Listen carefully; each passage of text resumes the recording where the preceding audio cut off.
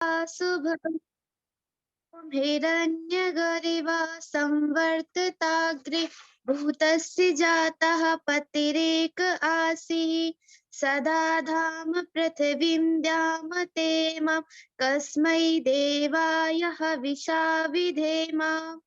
ॐ य आत्मदा बलिदा यस्य विश्व उपासते प्रसिसं यस्य देवाः यस्य छायामृतं यस्य मृत्युः कस्मै देवाय हविषा विधेम। ठीक है। और परम पिता परमात्मा की असीम अनुकंपा के जितने भी हमारे छात्र जो तैयारी कर रहे हैं उनको सफलता प्राप्त हो, इसी आशा और विश्वास के साथ अमित कुमार जी जो DYSP वर्तमान में सोनभद्र में आप हैं, हम सभी के बीच में पहुंच चुके हैं। हम चाहते हैं कि उनका मार्गदर्शन किस प्रकार से आप तैयारी करें और कैसे अपने जीवन को सही राह पर ले जाएं, ऐसी उम्मीद के साथ, ऐसे विश्वास के साथ हमारे बीच में अमित कुमार सविता जी, DYSP सोनभद्र। आइए सम्मानीय अमित कुमार जी, स्वागत है आपका। जो भी बच्चों के प्रश्न होंगे बाद में उनकी शंकाओं का समाधान भी आप सब लोग ले सकते हैं। जी अमित जी। हेलो। हाँ जी, आप आवाज आ रही है आपकी? जी जी सुन पा रहे हैं मुझे? हाँ, आपकी नमस्कार। आवाज जी। नमस्कार सर, और सब बच्चों को भी नमस्कार। नमस्ते जी, नमस्ते, स्वागत है आपका। 30 पार्टिसिपेंट्स जुड़े हुए हैं जी। तो सर ये कौन सी क्लास के बच्चे हैं या घर के बड़े बड़े लोग भी हैं? ज्यादातर इसमें बच्चे ही हैं, उन्हीं ने ही रजिस्ट्रेशन कराया था ज्यादातर अमूमन लोगों ने। जी अच्छा अच्छा।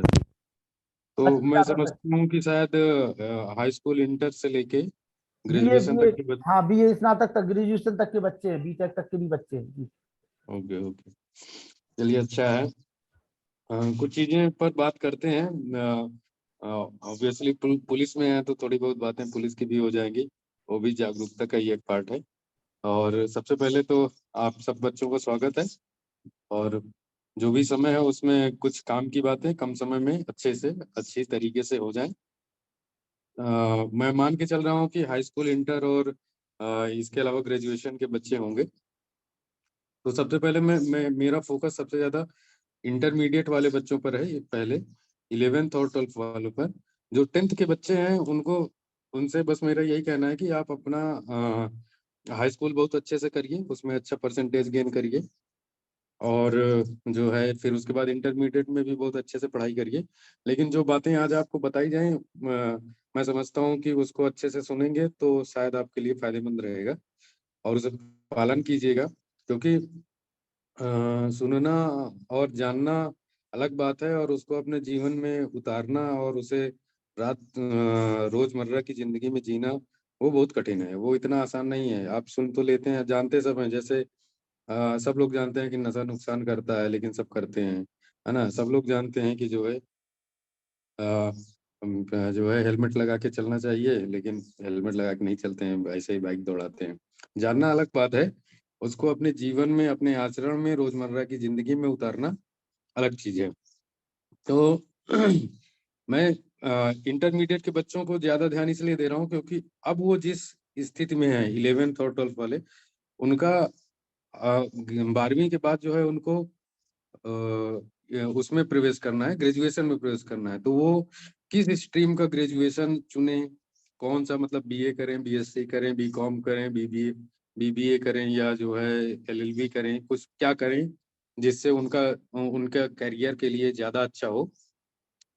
और ग्रेजुएशन के बच्चे भी किन चीजों को लेकर आगे बढ़ें जिससे उनको जल्दी जॉब मिल सके।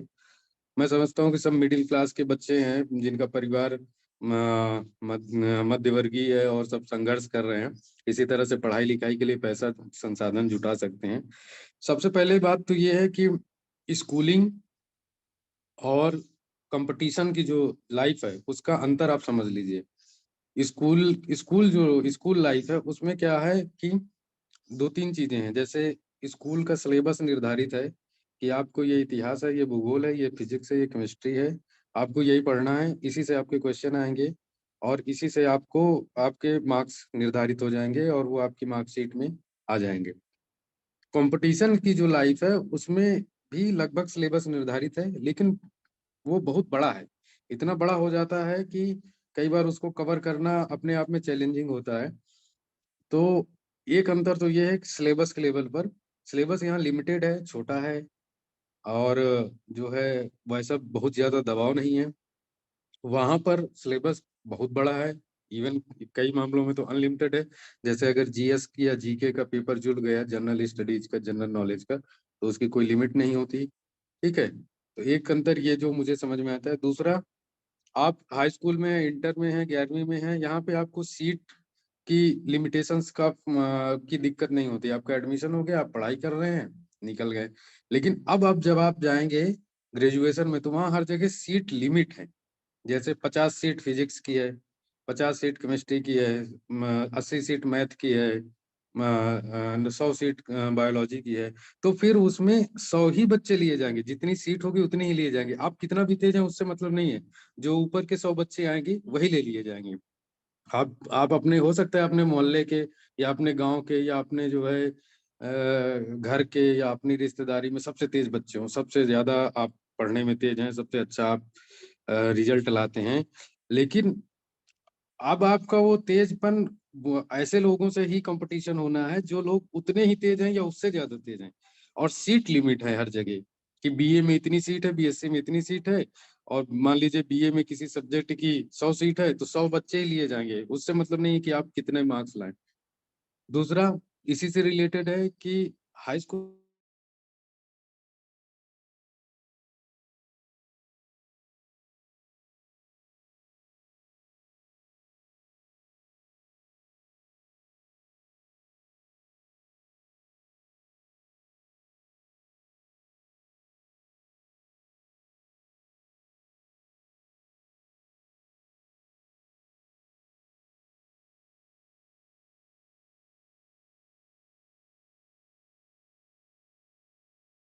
लाने का जो एडमिशन का प्रोसेस है उसको बहुत ध्यान दीजिए, कि आपको इंटरमीडिएट से ही ये क्लियर होना चाहिए, या इवन हाई स्कूल से, कि आपको किस फील्ड में जाना है। आपको किस आपका इंटरेस्ट किस चीज में है। आपके पास इसके लिए 3 चीजें हैं, कि आपका इंटरेस्ट किस चीज में है, कि आपको इतिहास पढ़ने में मजा आता है, हिंदी पढ़ने में मजा आता है, इंग्लिश पढ़ने में मजा आता है, फिजिक्स केमिस्ट्री पढ़ने में अच्छा लगता है, आप उसमें कितना बेहतर कर पाओगे। ठीक है, एक चीज हो गया। दूसरा, आपकी क्षमता क्या है। कई बार हमारा मन तो करता है कि हाँ हम कर ले जाएंगे, लेकिन आप उतना नहीं कर पाते हो जितना दूसरे कर रहे हैं। तो पता लगा आप 1 साल, 2 साल, 3 साल मेडिकल की और इंजीनियरिंग की एग्जाम के लिए ही लगे हुए हैं, कि आपको ये मेडिकल में एग्जाम मिल जाए, नीट क्वालिफाई हो जाए, आपका आपका इंजीनियरिंग में जो है जेईई क्वालिफाई हो जाए, है ना। और लेकिन आपका इंटरेस्ट है, आपको फिजिक्स केमिस्ट्री पढ़ने में अच्छा लगता है, लेकिन आप उतना नहीं पढ़ पा रहे हो जितना उस एग्जाम को क्वालिफाई करने के लिए जरूरी है। तब आपको सोचना चाहिए कि क्या मैं उतना कर पा रहा हूँ। ये है क्षमता। और तीसरी चीज है संसाधन। संसाधन मतलब कि भाई आपके घर परिवार के पास कितना संसाधन है, वो आपको कितने दिन आपको कितनी अच्छी कोचिंग में पढ़ा सकते हैं, या आपको आपका 2 साल एडमिशन नहीं हो रहा तब भी आपको पढ़ा सकते हैं या नहीं पढ़ा सकते, आपको बड़े शहर भेज सकते हैं या नहीं भेज सकते। तीनों चीज जरूरी है ना। आपके पास अगर संसाधन नहीं है तो गड़बड़ है मामला। आपके पास अगर जो है क्षमता नहीं है, या क्षमता कम है, उस चीज में क्षमता नहीं है जिस चीज में आप प्रयास कर रहे हैं, अंधा प्रयास करने की कोई जरूरत नहीं है। सब सारे सब्जेक्ट, पहली बात तो ये दिमाग से निकाल दीजिए कि फिजिक्स केमिस्ट्री मैथ बायो यही अच्छा होता है। बाकी जो है बीए और इतिहास भूगोल टाइप की जो चीजें होती हैं, हिंदी है, संस्कृत है, ये सब बेकार होता है। ये एकदम गलत धारणा है। और हम सबके दिमाग में ये भरी जाती है बचपन से ही, कि जो मैथ पढ़ता है वही सबसे सही है, बाकी तो सब बेकार है, इनका तो कोई काम। अगर आप अच्छी जगह से कर रहे हैं, अच्छी यूनिवर्सिटी से कर रहे हैं और पूरे मन से पढ़ रहे हैं, तो आपको उसी फील्ड में बहुत अच्छे स्कोप है। चाहे वो आप हिस्ट्री से हो, चाहे ज्योग्राफी से हो, चाहे हिंदी से हो, चाहे संस्कृत से हो, चाहे इंग्लिश से हो, चाहे जिस सब्जेक्ट से हो। बहुत सब्जेक्ट हैं, सोशोलॉजी, इकोनॉमिक्स, तमाम सारी, पॉलिटिकल साइंस, इतने सब्जेक्ट हैं। आपके दिमाग में जो ये धारणा भरी जाती है, आप उसके लिए जिम्मेदार नहीं है। ये ऐसा माहौल ही है हमारे समाज का, हमारे आसपास का, कि जो फिजिक्स, केमिस्ट्री, मैथ, इंजीनियरिंग और जो है नीट करेगा वही सबसे बढ़िया है, बाकी तो सब बेकार हैं। ऐसा कुछ नहीं है। अगर हिंदी पढ़ रहे हैं तो आप इतना अच्छे से पढ़ाई करें कि उसमें पीएचडी करें, उसमें रिसर्च करें, उसमें टीचिंग की जॉब लें, उसमें और बेहतर ढंग से काम करें, तो आपके पास बहुत स्कोप है। जब आप पढ़ना शुरू करोगे और ऐसे लोगों से मिलना शुरू करोगे, तब आपको पता चलेगा कि हाँ, इसमें भी अच्छा है, इतना ऐसा नहीं है जैसा लोग बताते हैं। तो ये हुई आपकी बात की जो है, एक तो धारणा दिमाग से निकालनी है कि कोई बुरी चीज है या कोई कम है या कोई जो है बहुत ज्यादा। एक एक आप लोग सुनते होंगे कि हमेशा हम लोगों के बीच कहा जाता है, अरे ये छोटा काम है, वो बड़ा काम है, इस टाइप की बातें कही जाती हैं। आपने देखा होगा, आपके पास भी घर परिवार वाले भी बोलते रहते हैं कि ये बहुत छोटा सा काम, ये तो छोटा काम कौन करेगा। लेकिन आप उसको सोचिए जरा, जिस काम को छोटा कहा जा रहा है, अगर वो बहुत ज्यादा किया जाए तो वही काम बड़ा हो जाएगा। जैसे मैं हमेशा ये बात का एग्जांपल देता हूँ कि मान लीजिए आप सब्जी बेचने का काम कर रहे हैं, या आप जो है ठेला लगा रहे हैं, या आप बाल की दुकान कर रहे हैं, या आप किसी परचून की दुकान कर रहे हैं, किसी चीज की कर रहे हैं, कबाड़ी का बिजनेस कर रहे हैं, ठेले पे चाट चाट गोलगप्पे वाले कर रहे हैं। आप अगर इतना कर रहे हैं तो वो छोटा काम है। लेकिन अगर आप यही काम इतना बड़ा करें कि आपकी 10 दुकानें चल रही हैं, 15 दुकानें चल रही हैं, आपके यहाँ 4-5 आदमी, 10 आदमी काम कर रहे हैं, तो क्या वो काम छोटा हुआ? नहीं छोटा हुआ, ऑब्वियसली। उसी को कहेंगे अरे ये तो बिजनेसमैन हो गया। समझ रहे हैं? तो इस बात को समझिए। चाहे मैं आप आपके घर परिवार में आप पूछिएगा, और मैं भी जानता हूँ कई लोगों को जो जो ऐसे ही छोटे-छोटे काम करके इतना बड़ा बिजनेस फैलाया कि वो एक तरह से बिजनेसमैन की तरह हो गए, और उनके बहुत सारे अच्छे खासे धंधे चलते हैं। कुछ कबाड़ी ऐसे हैं जो सिर्फ कबाड़ का बिजनेस करते हैं, लेकिन कबाड़ इतना खरीदते हैं कि वो ट्रकों में खरीदते हैं और ट्रकों में बेचते हैं, रिफाइन होने के लिए, उसका रिप्रोसेसिंग होने के लिए।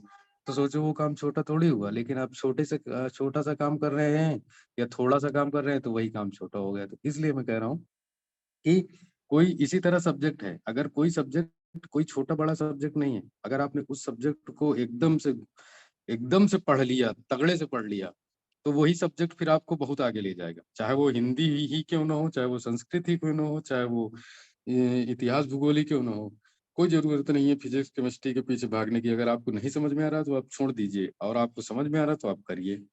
तो एक है कि आपकी क्षमता, आपका इंटरेस्ट, और आपके घर के संसाधन, आपके घर के लोग। मान लीजिए 3 साल आप पढ़ाई कर रहे हैं, आपका एडमिशन ही नहीं हो रहा, तो क्या आपके घर के लोग इतनी क्षमतावान है कि 3 साल 4 साल आपको ऐसे पढ़ा सके? इसके बारे में सोचिए। क्या आपके पास उतने पैसे हैं कि आप, रिजल्ट नहीं आ रहा है 1-2 साल और आप फिर भी लगे हुए हैं, और आपके घर वाले पूरा सपोर्ट कर पा रहे हैं? इस चीज को समझिए। अगला बात मैं ये कहना चाह रहा हूँ कि जो स्कूलिंग की पढ़ाई होती है बहुत नॉर्मल होती है। आप सब पढ़ोगे, सब पास हो जाओगे। कोई थोड़े से परसेंटेज ज्यादा लाएगा, कोई थोड़े से परसेंटेज कम लाएगा। लेकिन जब कंपटीशन की पढ़ाई है तो वो लिमिटेड सीट के लिए होती है, तो उसमें बहुत मारामारी होती है। आपको बताऊं, गुजरात सेंट्रल यूनिवर्सिटी में जर्मन लैंग्वेज में एडमिशन के लिए 35 सीट के लिए 875 बच्चों ने अप्लाई किया था, और 35 सीट के लिए 875 बच्चों का रजिस्ट्रेशन था। रैंक, कंपटीशन एग्जाम के बाद जो रैंक बनाई गई, उस रैंक के हिसाब से लोगों ने अप्लाई किया कि हमारी ये रैंक है, हमें एडमिशन मिल जाए तो अच्छा है। तो 35 सीट के लिए 875 बच्चे थे। तो 35 सीट में ज्यादा ऊपर के 35 लोगों का एडमिशन होगा, बाकी सब बेकार है। उसके लिए गुजरात यूनिवर्सिटी के लिए कोई मायने नहीं रखता। यही सेम चीज चाइनीज लैंग्वेज के लिए था।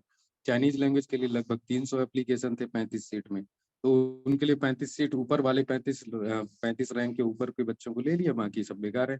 लेकिन वो अपने घर के, अपने मोहल्ले के, अपनी जगह के बहुत पढ़े लिखे बच्चे होंगे, जो 36वें नंबर पे होगा या जो 50वें नंबर पे होगा, लेकिन नहीं हो पाया क्योंकि वहाँ सीट लिमिटेड है। ये है कंपटीशन। आप बहुत तेज हैं, लेकिन अगर आप रैंक में क्वालिफाई नहीं किए लिमिटेड सीट में, तो फिर आपको दोबारा प्रयास करना पड़ेगा, या आपको किसी और यूनिवर्सिटी में जाना पड़ेगा। मैंने एक एग्जांपल दिया। तो अब पढ़ाई कैसे करनी है? तो स्कूलिंग की पढ़ाई आप नॉर्मली करते हैं कि हाँ, आपको किताब मिल गई, आपको टीचर पढ़ा रहे हैं, आपने बुक उठाई, आपने लिखना शुरू कर दिया, पढ़ना शुरू कर दिया। जब कंपटीशन की पढ़ाई करनी है, ये आप स्कूल की पढ़ाई में भी यूज कर सकते हैं कि सबसे पहले आप सिलेबस देखिए कि आप आपको पढ़ना क्या क्या है। जैसे कि आपको मैं जो है फिजिक्स में मान लीजिए आप कोई चैप्टर पढ़ना है, ठीक है, न्यूटन के नियम पढ़ने हैं या मोशन लॉ ऑफ मोशंस पढ़ने हैं, या आपको बीए वगैरह में कोई ये गुप्ता पीरियड पढ़ना है इतिहास में, या पॉलिटिकल साइंस में भारत का संविधान पढ़ना है, या आपको कुछ भी पढ़ना है इसी तरीके, तो आपको सबसे पहले क्या करना है, सिलेबस देखना है। आपका सिलेबस क्या है, क्या क्या क्या पढ़ना है। सिलेबस का मतलब ये हुआ। फिर आपको देखना है कि आप उस सिलेबस में क्वेश्चन किस तरीके से आते हैं। हम लोग उल्टा पढ़ते हैं ना स्कूलिंग में, पहले पढ़ लेते हैं फिर प्रश्न देखते हैं कि अच्छा इस चैप्टर से ये प्रश्न आते हैं, इस तरह से प्रश्न आते हैं। वो नहीं, अब कंपटीशन में उल्टा है। आपको पहले सिलेबस देखना है, फिर क्वेश्चन देखना है कि अच्छा सिलेबस ये है, ये वाला चैप्टर है, इस चैप्टर से ये क्वेश्चन आते हैं। अच्छा एक बार क्वेश्चन देख लिया, अब जो है हम जो है अब पढ़ाई करना शुरू करेंगे। अब हम देखेंगे, तो जब आप क्वेश्चन देखे रहोगे, आपके दिमाग में क्वेश्चन पहले से रहेगा कि अच्छा ये क्वेश्चन आया था, तो आप पढ़ते समय आपको ध्यान आएगा कि अरे हाँ ये देखो इस जगह से, इसी जगह से तो वो क्वेश्चन आया हुआ था, इसी पैराग्राफ से तो वो क्वेश्चन था जो पीछे 2 पेज बाद लिखा हुआ है। तो आपको पढ़ना क्या है, आपको सिलेबस देखना है, आपको जो है क्वेश्चन पेपर देखना है, फिर आपको अपने जो है बुक से पढ़ाई करना शुरू करना है, और उसी दौरान देखते रहना है कि जो जो हमारी परंपरागत संस्कृति रही ना, एक का जो है आर्या सर बहुत अच्छे से जानते होंगे भाई, ये हमेशा सांस्कृतिक कार्यक्रम करते रहते हैं। तो चिंतन मनन निज ध्यासन एक कॉन्सेप्ट है इंडियन फिलोसफी में, कि किसी चीज को अगर आप आत्मसात करना चाहते हैं तो उसका चिंतन करिए, उसके बारे में सोचिए, मनन करिए, बार बार सोचिए, और निज ध्यासन बार बार उस पर ध्यान लगाइए। निज ध्यासन मतलब बार बार ध्यान लगाना।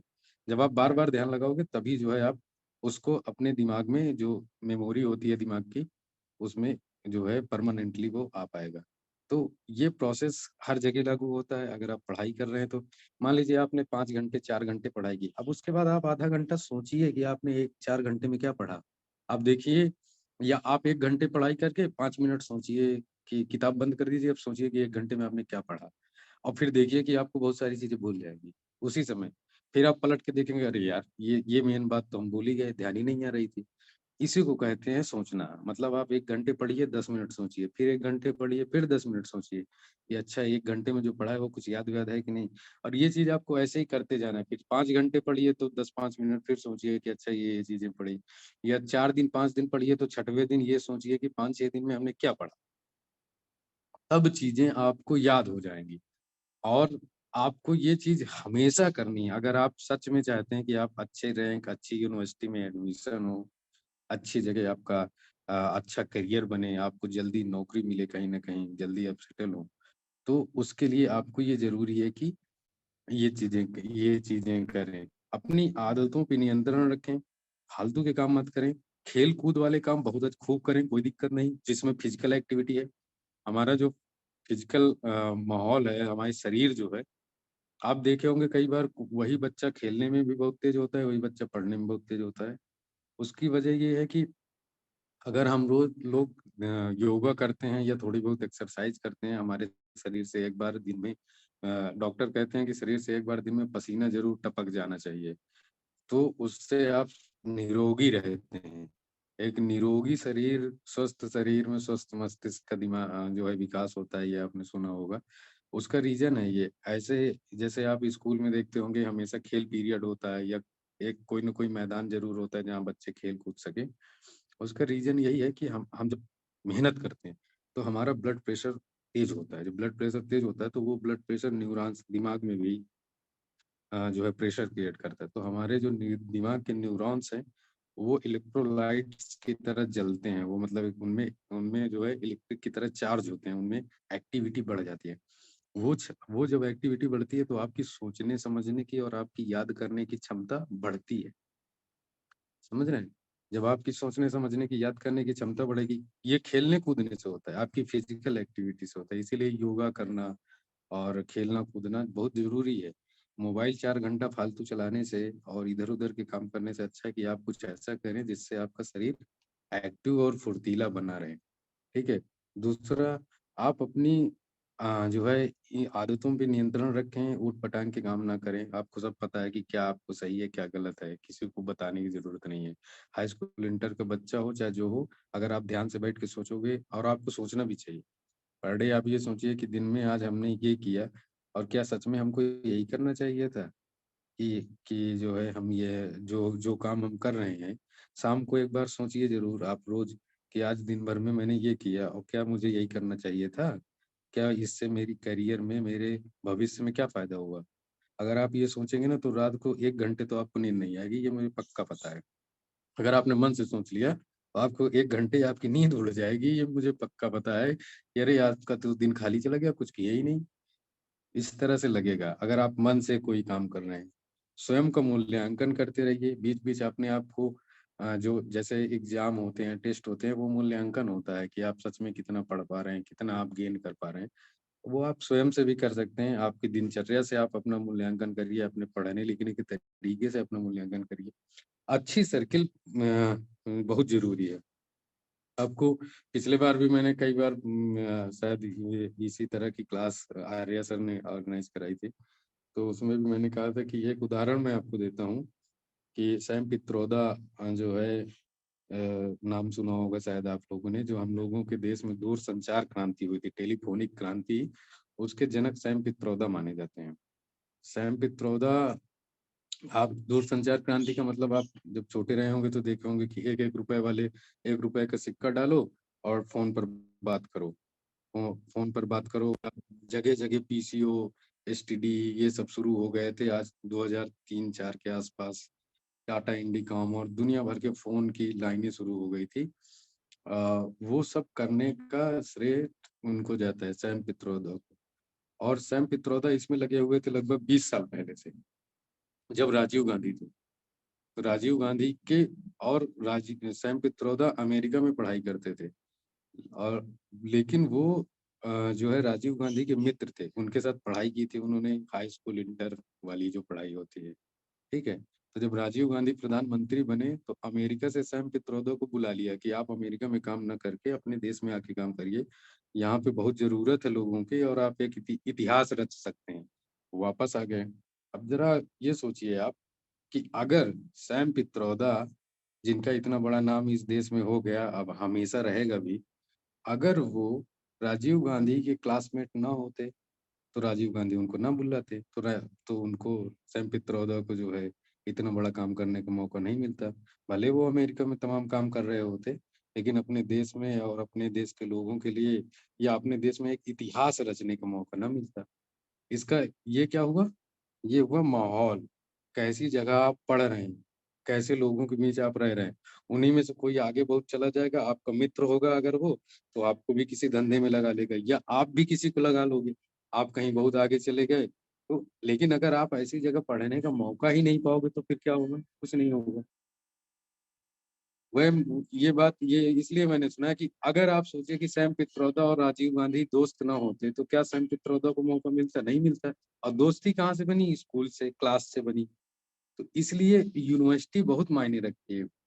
आप लखनऊ यूनिवर्सिटी से अपना ग्रेजुएशन कर रहे हैं, इलाहाबाद यूनिवर्सिटी से अपना ग्रेजुएशन कर रहे हैं या आप जेएनयू जवाहरलाल नेहरू यूनिवर्सिटी से कर रहे हैं या जामिया मिलिया इस्लामिया से कर रहे हैं, अलीगढ़ मुस्लिम यूनिवर्सिटी से कर रहे हैं, कहाँ से कर रहे हैं, जहाँ से करेंगे आप उस तरह के माहौल को पाएँगे। जैसे आप कभी जेएनयू जाने का मौका मिले या आप यूट्यूब वगैरह में देखिएगा, तो लगेगा कि अरे क्या शानदार यूनिवर्सिटी है, वहाँ ऑल इंडिया से छोड़ो ऑल वर्ल्ड से बच्चे हैं।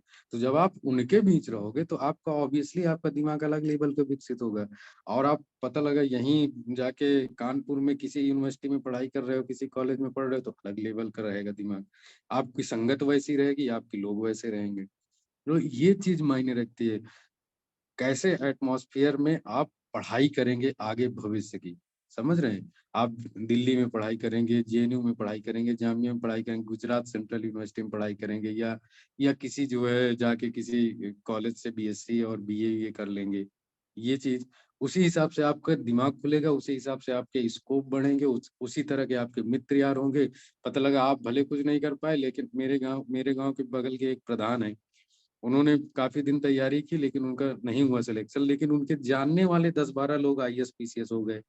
अब वो उसका फायदा उठाते हैं अपने प्रधानी करने में। सोचो, वो प्रधान है गांव के, लेकिन जो है उन्होंने जाके अपने गांव में टमाटर का बिजनेस करना शुरू किया, और फिर सुअर पालन का काम शुरू किया, और बहुत बड़े पे किया, और इतने बड़े आदमी हो गए कि पूछो मत। और उनका क्या किया, जब वो तैयारी कर रहे थे तो उनके दोस्त यार जो है आईएएस पीसीएस हो गए, तो उसका वो फायदा उठाते हैं उससे। तो अगर वो ये ना किए होते तो उनके ये दोस्त यार होते ही नहीं, जब दोस्त यार नहीं होते तो उनको फायदा नहीं मिलता। इसलिए माहौल बहुत मायने रखता है, आपके साथ के कितने लोग कहाँ हैं और उनसे आपके कैसे संबंध हैं। और इसलिए, और ये सब कैसे होगा कि अगर आप अच्छी पढ़ाई करेंगे, आपकी रैंक अच्छी आएगी, और आप अच्छी यूनिवर्सिटी में एडमिशन पाएंगे, तो अच्छे लोगों के बीच पाएंगे, अच्छे लोगों के बीच रहेंगे। अब आप जेएनयू का सोचिए, तो आप ये समझिए कि वहाँ पे ऑल इंडिया से लड़के रहते हैं, तो आप सबके साथ उठ बैठ रहे हैं, तो आपका अलग लेवल का मेंटल स्टेटस डेवलप होगा। मैं जो मैं जो समझाने की कोशिश कर रहा हूँ वो, और ये सब होगा कैसे, जब आप 11वीं के बाद 12वीं के बाद जब आप ग्रेजुएशन में एडमिशन लेंगे, उसके लिए कंपटीशन की तैयारी करेंगे, वहां से निर्धारित होगा कि आपकी रैंक अच्छी है तो आपको मिल जाएगा एडमिशन, रैंक नहीं अच्छी तो नहीं मिलेगा। तो ये चीज है। आप टारगेटेड पढ़ाई करिए। टारगेट कैसे बनाइए, जैसे कि एक महीने में जो है आपको इतना पढ़ना है, तो 15 दिन में आपको इतना पढ़ना है, तो आपको एक हफ्ते में इतना पढ़ना है, एक दिन में इतना पढ़ना है। इस टाइप का कोई टारगेट होना चाहिए। जब आप टारगेट बना के पढ़ाई करोगे तभी अच्छा कर पाओगे। अगर टारगेट नहीं है आपके पास तो आप कुछ नहीं कर पाएंगे, आप भूल जाएंगे, आप किसी और काम में बिजी हो जाएंगे, फिर आपका टाइम ऐसे ही चला जाएगा। तो ये चीज सोचिए। बी 10+2 के बाद आप कई चीजें कर सकते हैं। अब अगला बात करते हैं कि 10+2 के बाद क्या।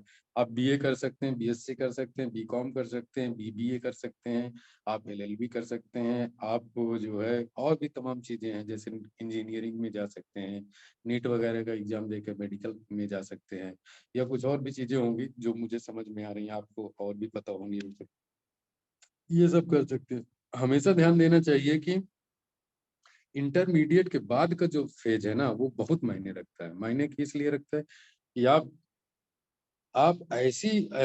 ऐसी स्ट्रीम चुने। स्ट्रीम मतलब बीए करें, बीएससी करें, बीकॉम करें, बीटेक करें, क्या करें, वो ये स्ट्रीम होती है, इनको स्ट्रीम का, कि आप ऐसी स्ट्रीम चुने, ऐसी धारा चुने जहां से आपके पास स्कोप अच्छे हो। जैसे आप बीए कर रहे हैं तो आप 3 चीजें कर सकते हैं। आपने ग्रेजुएशन कर लिया तो आप टीचर बन सकते हैं, बीए करके आप बीएड करिए, बीएड करने के बाद आप प्राइमरी में भी टीचर हो सकते हैं, और आप एमए वगैरह करके, नेट जेआरएफ करके, पीएचडी करके आप असिस्टेंट प्रोफेसर हो सकते हैं यूनिवर्सिटी में। तो एक हो गया कि आप टीचर बन सकते हैं। दूसरा ये हो गया कि आप आईएएस पीसीएस की कंपटीशन की तैयारी कर सकते हैं, ये सारी चीजें दे सकते हैं। या उन जगहों की तैयारी कर सकते हैं जहां पर ग्रेजुएशन की जरूरत है। आपने साइड में बीए किया, लेकिन आप इस दौरान पे एसएससी की तैयारी कर रहे थे, एसएससी के एग्जाम देने के लिए, बैंक के एग्जाम देने के लिए, तो वो कर सकते हैं, ठीक है। लेकिन आप अगर एलएलबी करते हैं तो आपके पास और स्कोप बढ़ जाएगा। आप टीचर भी बन सकते हैं एलएलबी में, एलएलबी के टीचर बन जाइए, लॉ के टीचर बन जाइए। आप जो है जुडिशियल सर्विसेज में जा सकते हैं, पीसीएसजे की तैयारी कर सकते हैं। आप सिविल सर्विसेज की भी तैयारी कर सकते हैं, IAS, IPS, PCS, deputy SP, इनकी तैयारी कर सकते हैं। आप खुद की प्रैक्टिस खोल सकते हैं। खुद का मतलब किसी बड़े वकील के साथ जुड़ के आप हाई कोर्ट, सुप्रीम कोर्ट या कहीं भी मतलब अपनी प्रैक्टिस भी कर सकते हैं। आपको ये भी हो सकता है कि जो बड़ी कंपनियां हैं, जैसे मल्टीनेशनल कंपनियां हैं, रिलायंस है, इस तरह की कंपनियां हैं, उन सबको क्या होता है कि उनको लॉ ऑफिसर्स की जरूरत होती है, क्योंकि उनके केस बहुत सारे चलते रहते हैं कहीं ना कहीं। तो वो लोग भी हायर कर लेते हैं। तो आपका प्राइवेट सेक्टर, कारपोरेट लॉयर की एक क्लास होती है पूरी, तो आप कारपोरेट सेक्टर में जा सकते हैं।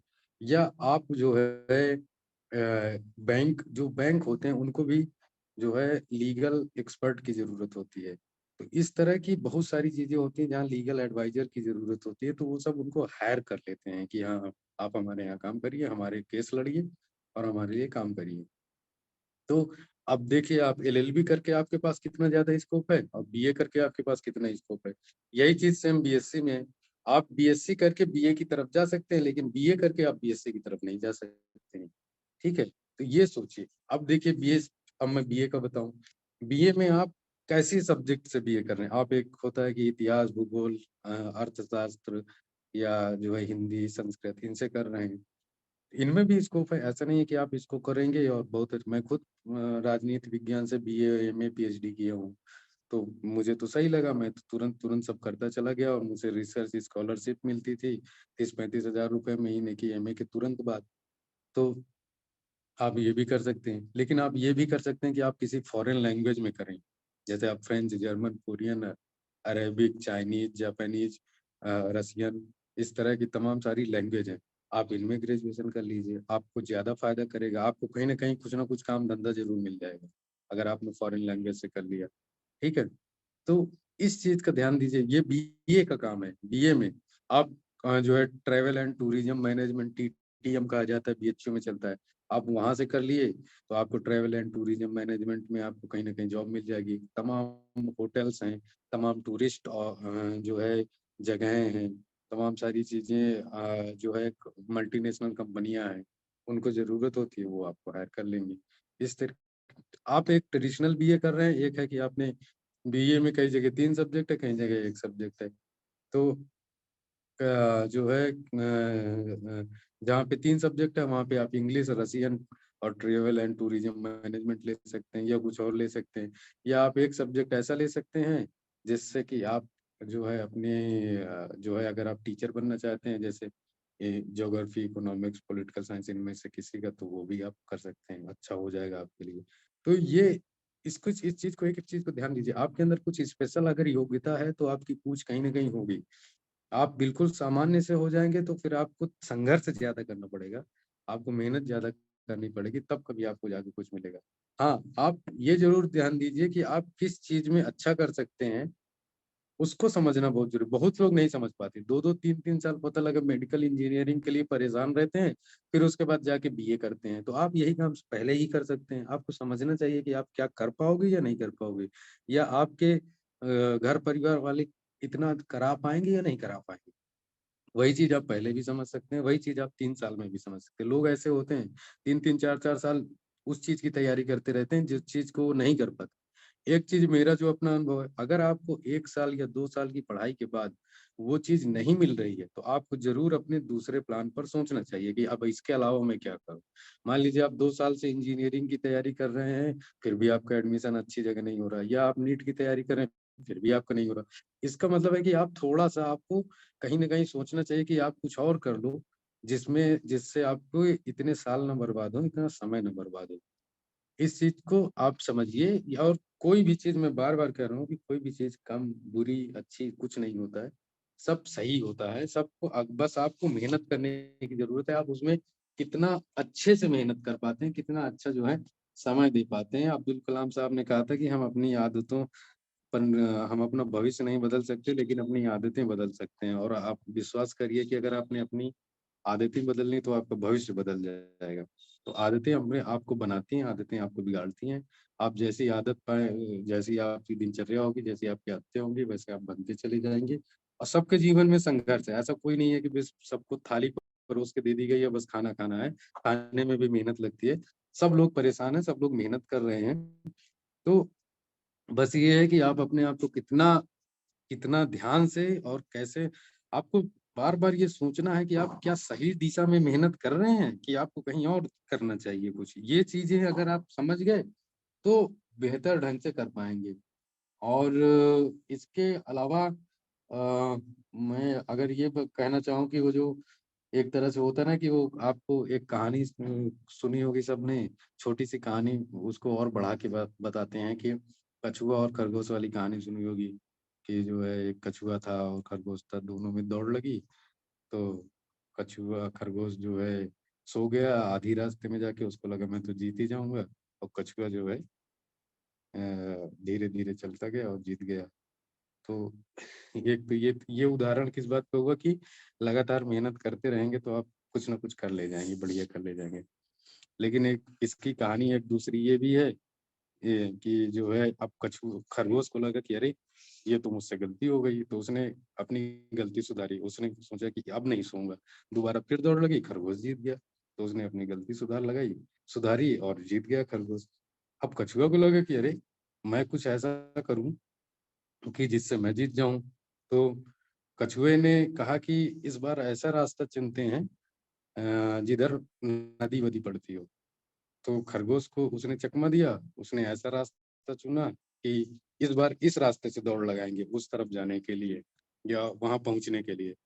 तो जैसे ही नदी के पास पहुंचा, खरगोश इस पार रह गया, कछुआ धीरे धीरे करते हुए नदी पार करके अपने टारगेट पे पहुंच गया। तो कछुए ने दिमाग लगाया कि अच्छा ये वाला रास्ता पकड़े तो हम जो है हम जीत जाएंगे। पहले पहले कछुआ जीता, खरगोश सो गया था। खरगोश ने दिमाग लगाया कि चलो छोड़ो, मैं इस बार से सोऊंगा नहीं। तो उसने क्या किया कि जो है सोना बंद कर दिया और खरगोश जीत गया। इस बार कछुए ने दिमाग लगाया कि जो है ऐसा रास्ता चुनते हैं जिधर पानी पड़े, तो मैं पानी पार कर जाऊंगा आसानी से। उसने दिमाग लगाया, स्ट्रेटजी बनाई कि इस बार मैं कैसे जीतूं। समझ रहे हैं? मैं ये कहना इसलिए चाह रहा हूँ कि आपको सोचना है कि आप क्या सही डायरेक्शन में किस तरीके से, आप अगर कहीं असफल हो रहे हैं तो उसमें देखिए कि कहाँ असफल हो गए और क्यों असफल हो गए, अब उसको सुधार कर लीजिए। तो ये कछुआ खरगोश यही करते रहे। फिर एक बार क्या किया कि दोनों ने जो है ऐसा रास्ता चुना चुना कि दोनों दोनों निकल गए, दोनों पार हो गए और दोनों जो है एक दूसरे की मदद करके दोनों टारगेट पे पहुंच गए। ये आपकी मित्रता का उदाहरण है कि अगर आपके अच्छे मित्र हो गए तो आप जो है दोनों लोग पार कर जाओगे, दोनों लोग टारगेट पे पहुंच जाओगे, दोनों लोग पा जाओगे। ये चीजें हैं, इसलिए इसको समझिए कि आपको कमी को सुधार करना है, अगली बार गलती नहीं होनी चाहिए, उसको मेहनत करके सुधारिए, अच्छा करिए। तो ये सारी चीजें हैं। कुछ चीजें मैं पुलिस के बारे में भी बता दूं, दो चार बातें हैं, ज्यादा नहीं है। कि पुलिस जागरूकता के चक्कर में हम लोग कई बार पुलिस पाठशालाएं लगाते हैं और जो है नए नए बच्चे हैं गलतियां कर जाते हैं।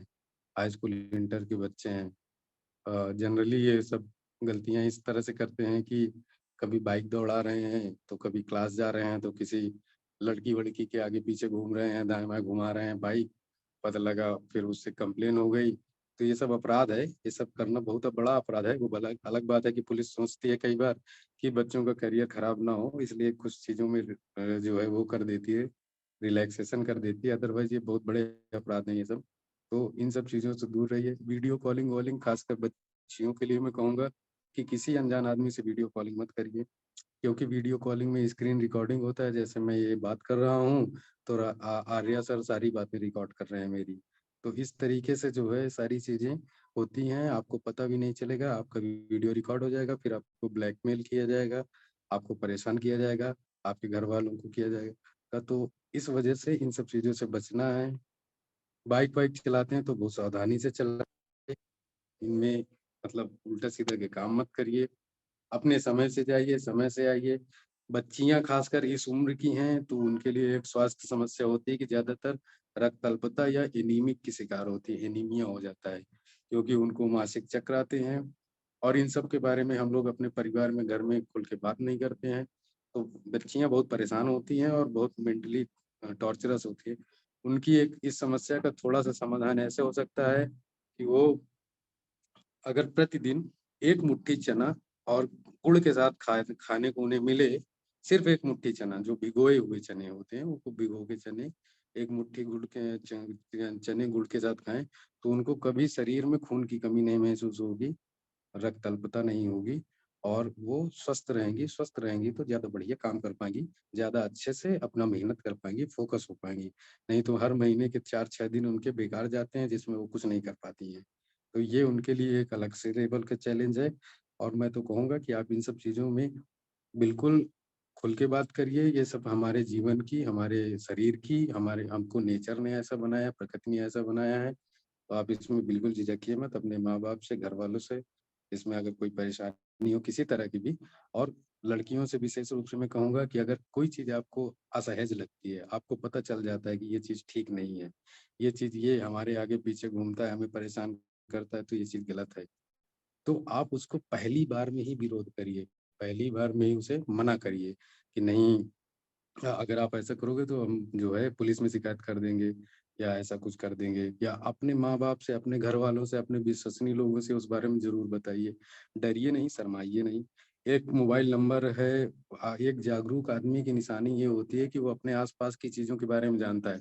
जिस क्षेत्र में आप हैं, वहाँ के पुलिस का, वहाँ के प्रशासन का फ़ोन नंबर वोन नंबर अपने पास रखिए। 1090 एक हेल्पलाइन नंबर है जो सिर्फ महिलाओं के लिए है।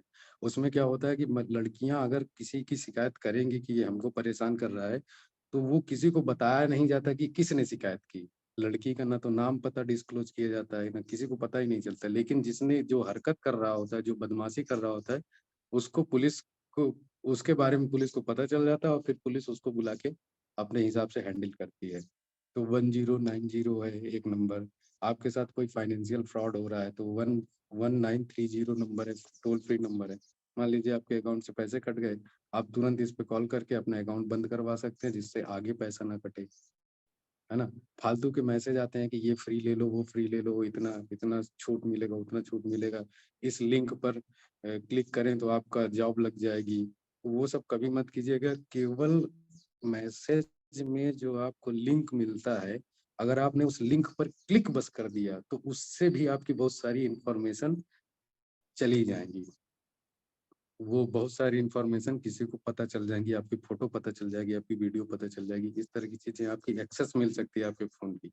बहुत सारे ऐसे लिंक है, बहुत सारे लालच दिए जाते हैं। जैसे आजकल एक लालच का नया ट्रेंड शुरू हुआ है कि अपने सिम को 5G सिम में कन्वर्ट करवाइए, 5G आने वाला है तो 5G में कन्वर्ट कराइए। ऐसे फालतू के मैसेज के चक्कर में मत पड़िए, जब तक कि वो आपकी कंपनी का मैसेज ना हो या कंपनी की तरफ से ना हो। बैंक आपसे कभी OTP या आपके पिन के बारे में, आपके ATM कार्ड के बारे में कोई सूचना नहीं मांगता। इन चीजों को कभी किसी को मत दीजिए, अपने घर वालों को भी बताइए कि फालतू के इन सब चीजों से दूर रहें, है ना। जागरूक बनिए, जागरूकता बहुत जरूरी है अगर आप चाहते हैं कि आपके साथ कोई दुर्घटनाएं ना हो। बाकी तो जो करना है वो पुलिस करती है, लेकिन अगर आप पहले से जागरूक हैं तो ये आपके लिए फायदेमंद है। आप अन्य ऐसी जगहों पर आने जाने से बचिए, विशेष रूप से लड़कियां, जहाँ सुनसान एरिया है। क्या जरूरत है, या किसी के साथ जाइए या समय से चली जाइए, समय से चली आइए। क्योंकि अगर इस तरह की कोई घटनाएं हो जाती हैं किसी तरह की, तो फिर वो जीवन भर मानसिक रूप से परेशान करती है कि हमारे साथ ऐसा गलत हुआ। तो इन सब चीजों का सावधानी रखिए। आसपास के पुलिस प्रशासन का जैसे डायल 112 है, वो आपको पहुंच जाती है कहीं भी, उसका उसका आप उपयोग कर सकती हैं। या 1090 सिर्फ लड़कियों के लिए है, उनके साथ कोई गलत काम होता है तो वो बता सकती हैं। इवन अपने घर में भी आपकी बहन बेटी के साथ या आपके माँ के साथ, आपके पिता द्वारा ही, चाचा द्वारा ही कोई गलत काम किया जा रहा है, मारा पीटा जा रहा है, तो आप उसे बता, और आप सोचना है कहीं किसी को डिस्क्लोज नहीं की जाएगी। आप जहाँ भी रहें उसकी वातावरण के बारे में, उसके आसपास के बारे में, उस वहाँ के पुलिस प्रशासन के बारे में जागरूक रहें, वहाँ के नंबर रखें, वहाँ से जो है, जिससे कि आपको कभी अचानक से जरूरत पड़े तो आपको भागना और मतलब जैसे होता है ना, परेशान ना होना पड़े, छटपटाना ना पड़े। तो ये सारी चीजें हैं, और भी बहुत कुछ होंगी। मुझे लगता है कि बहुत पर्याप्त है। अगर आप किसी को कोई सवाल है तो प्लीज बताएं। और आर्या सर से मैं जो कहूंगा कि लोग तैयारी कर रहे हैं वो बच्चे अपना वीडियो खोल करके आपके मन में जो प्रश्न है, आप रेज द हैंड का बटन दबा दें, हम आपके प्रश्नों के उत्तर आपको दिलाने का प्रयास करेंगे। जो भी बच्चे तैयारी कर रहे हैं वो अपना वीडियो खोल करके सामने आ जाए, या चैट बॉक्स में अपना मैसेज लिख दें। जो बच्चे तैयारी कर रहे हैं उससे संबंधित कोई भी जानकारी आपको चाहिए हो, जो लोग तैयारी कर रहे हैं उनसे हमारा निवेदन है, खासतौर से बच्चों से, कि वो अपना वीडियो खोल लें या कमेंट बॉक्स में अपना प्रश्न लिख दें। या फिर जी, काव्या काजल कलाल पूछ रही है, बार बार कंपटीशन एग्जाम में असफलता से होने वाली निराशा से अगले एग्जाम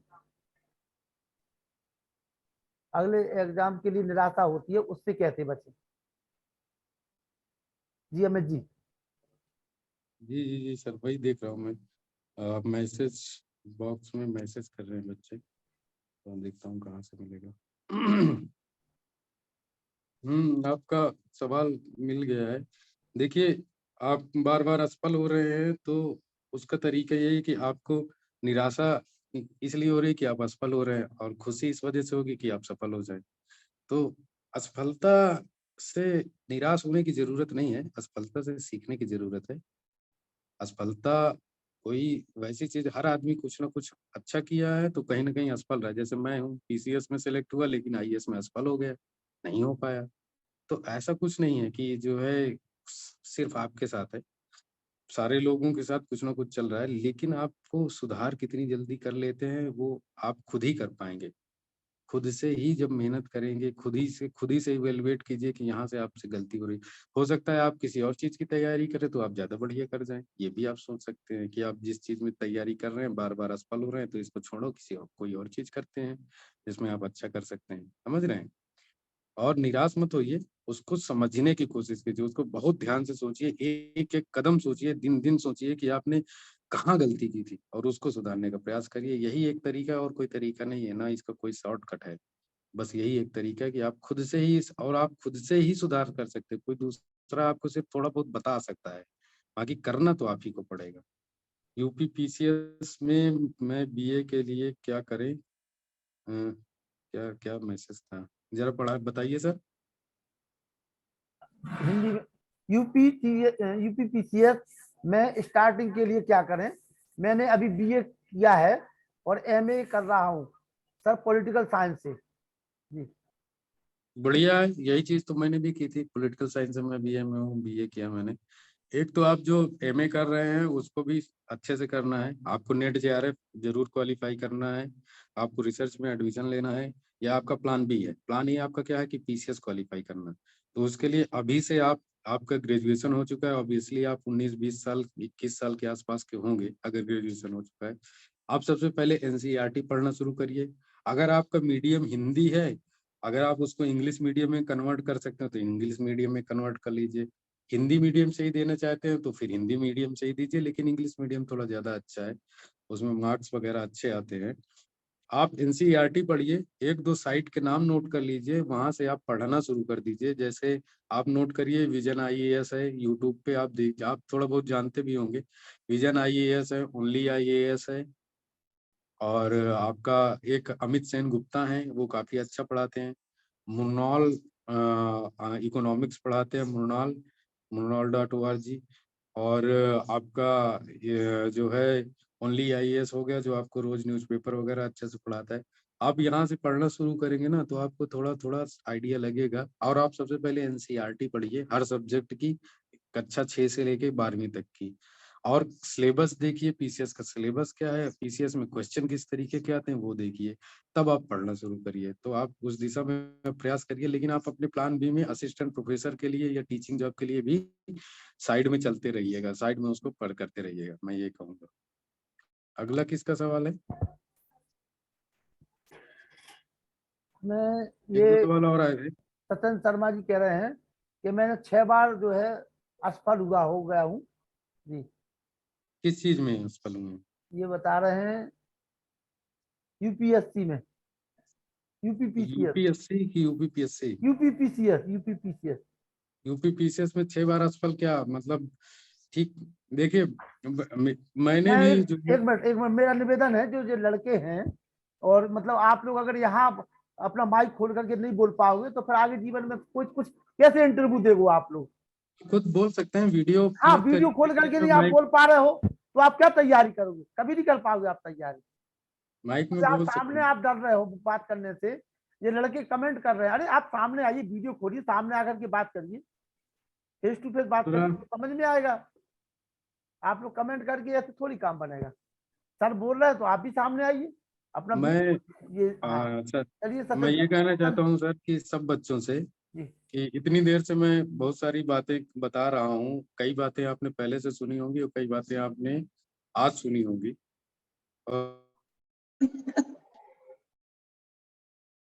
हेलो। हाँ सत्येंद्र जी, पूछिए क्या पूछ रहे हैं। हाँ सर, वेरी गुड मॉर्निंग। हाँ बताइए।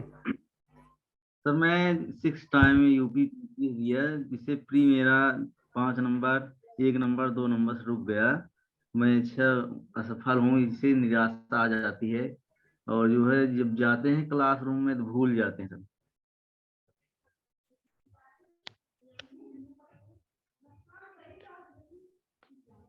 अमित जी माइक बंद हो गया आपका धोखे से, अमित जी जी।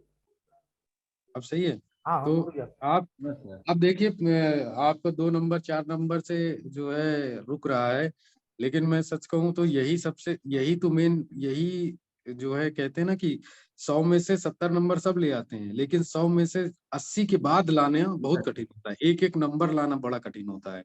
तो उसको आप सुधार करिए। आप बार बार अपने आप को सोचिए कि आपकी कहाँ पे कौन सा वीक पोर्शन है। आप अपनी असफलता पे मत सोचिए, आप उसको लेकर प्रेशर में मत आइए कि अरे यार 4 बार से मेरा नहीं हो रहा है। लेकिन जो है आप कमी समझिए, कमी समझने की कोशिश करिए और उस पर ज्यादा बार पढ़िए, ज्यादा बार रटिए कुछ चीजों को। पीसीएस में फैक्चुअल चीजें आती हैं, कुछ चीजें बहुत रटनी ही पड़ेंगी।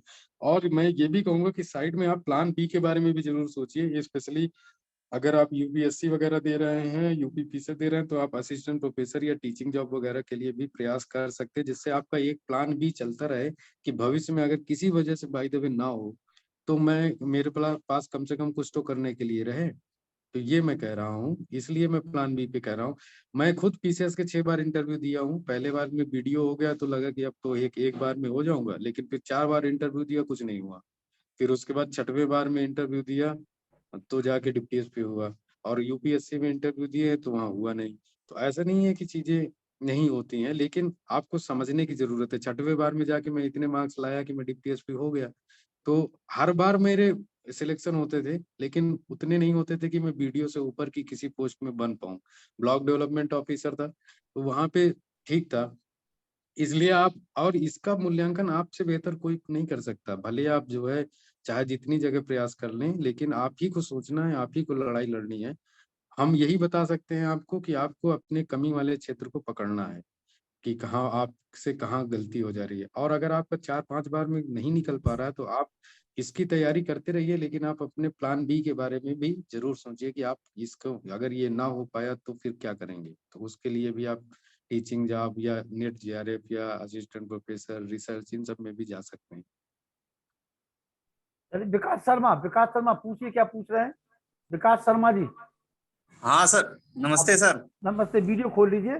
प्रियांशी जी आप भी अच्छा। तैयार रहें वीडियो खोल करके। हाँ पूछिए। हाँ सर, नमस्ते। हाँ पूछिए, क्या पूछ रहे हैं? सर मैं अपर प्राइमरी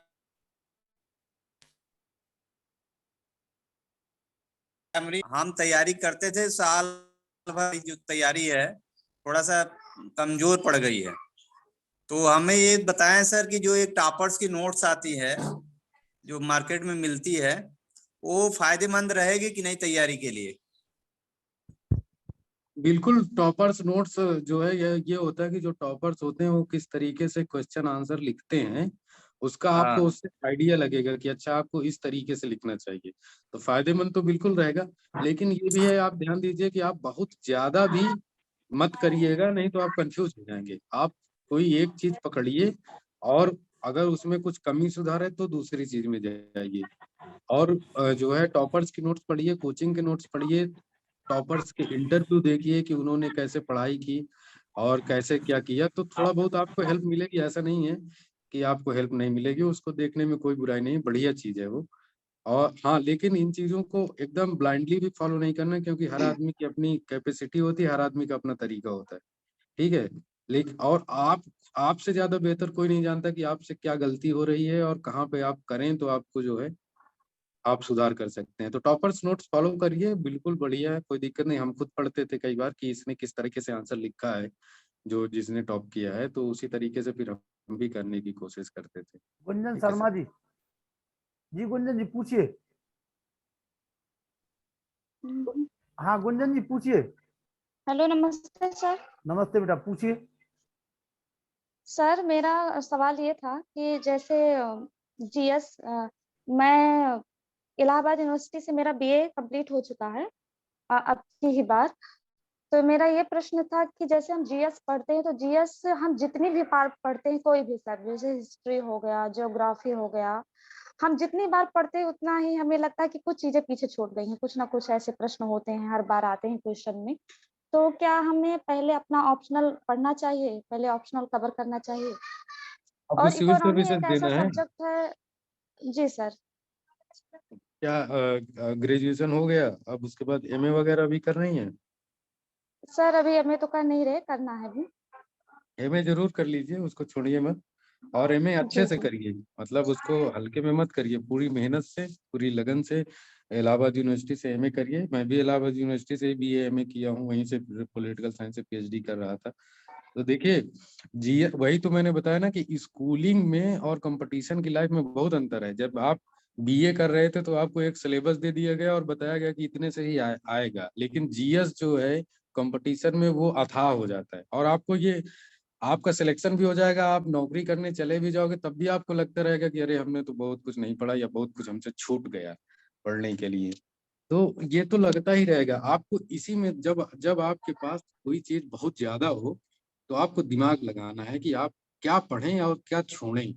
अगर आप ये नहीं पहचान पाए कि क्या पढ़ें और क्या छोड़ें तो आप पढ़ते रह जाएंगे, आपकी उम्र खत्म हो जाएगी, कोई चीज खत्म नहीं होगी, कोई चीज नहीं पढ़ जी पाएंगे। सर, जी सर। आपको ध्यान देना है कि आप क्या पढ़ें और क्या छोड़ें आपको। और ये आपको कैसे पता चलेगा, जब आप क्वेश्चन पेपर देखोगे, क्वेश्चन देखोगे जी सर। कि अच्छा यहाँ से क्वेश्चन आ रहे हैं, यहाँ से क्वेश्चन नहीं आ रहे हैं, तो उस चीज को क्यों पढ़ना जो है, जो जहां से क्वेश्चन नहीं आ रहे हैं। क्योंकि कंपटीशन ना ज्ञान की, कंपटीशन ज्ञान की लड़ाई नहीं है, कंपटीशन लड़ाई है स्ट्रेटजी की, सही दिशा में सही तरीके से प्रयास करने की लड़ाई है, ज्ञान की लड़ाई नहीं। ज्ञान की लड़ाई तो लड़ना है तो जाके आप प्रोफेसर बनिए और प्रोफेसर जी में सर। जाके रिसर्च करते रहिए, खूब ज्ञान अर्जित कीजिए। कंपटीशन में ज्ञान मांगता ही नहीं, कंपटीशन में मांगता है कि आप कम समय में ज्यादा चीजों को कितना अच्छे तरीके से मैनेज करके अपने काम की चीज निकाल ले रहे हैं और उससे आप अपना जो है सिलेक्शन पा जा रहे हैं। ये है कंपटीशन।